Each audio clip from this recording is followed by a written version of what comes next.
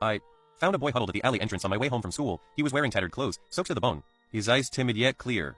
I handed him my umbrella, telling him not to be afraid, that the rain would stop soon. Because of my family's preference for sons over daughters, I always felt like an outsider. That's how our two lonely souls met. I would secretly use my safe pocket money to buy him noodles. Bao would take out a needle and thread to mend his torn clothes. After he was bullied by his younger brother and would tell him his eyes were beautiful, like the starry sky. When he was looking down in self-consciousness, I thought those were just insignificant acts of kindness in my youth, but I never expected them to become the light that supported him through the dark years. In the police station's interrogation room, the lights were harsh. As I recalled, I slowly recounted the events of 10 years ago, the diary I had seen, and the scene in the basement. My voice trembled slightly and my fingertips turned white from the pressure. The police quickly launched an in-depth investigation. Shen Qing's family initially denied everything, claiming that Shen Qing had run away from home and disappeared. But as the forensic examination of the skeletal remains came out, along with the diary and other evidence found in the basement, their lies crumbled. They paid the price for their indifference and cruelty. The moment I walked out of the courthouse, the sunlight was blinding, but I suddenly felt an emptiness in my heart.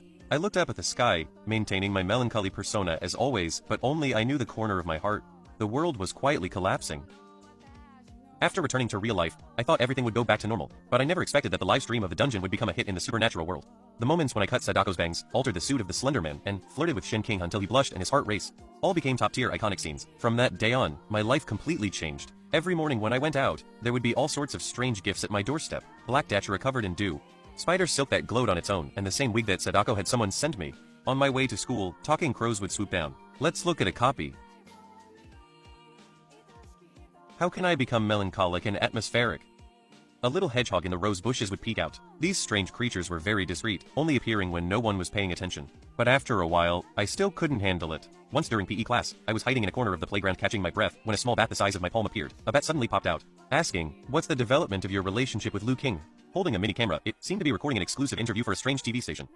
Terrified, I quickly stuffed it into my school uniform pocket and fled the scene, forcing myself to remain calm. What bothered me even more was that, ever since returning from the dungeon, I could sense some eerie lingering presence.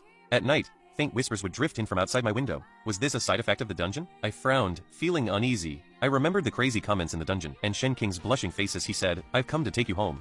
Suddenly, I felt confused. Was that girl who remained unfazed in front of Sadako, who was ruthless when confronting others and who dared to hug the boss and shout, "I'm willing to get soaked in the rain with you!"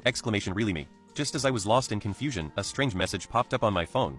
"Want to see Shen Qing again? The Save the School Student Secrets dungeon is about to open. This is your only chance." My heart skipped a beat. Who are you? Is Shen Qing still alive? The other party didn't answer, only sent a location. Looking at the location showing abandoned third type of blood, I was filled with hesitation. I knew how dangerous the dungeon was, but when I thought of Shen Qing, the skeletons in the basement, and him blushing as he moved the umbrella towards me, I couldn't refuse. At midnight, I arrived at the abandoned third middle school on time. The school gate was already rusty and looked particularly eerie under the moonlight. I took a deep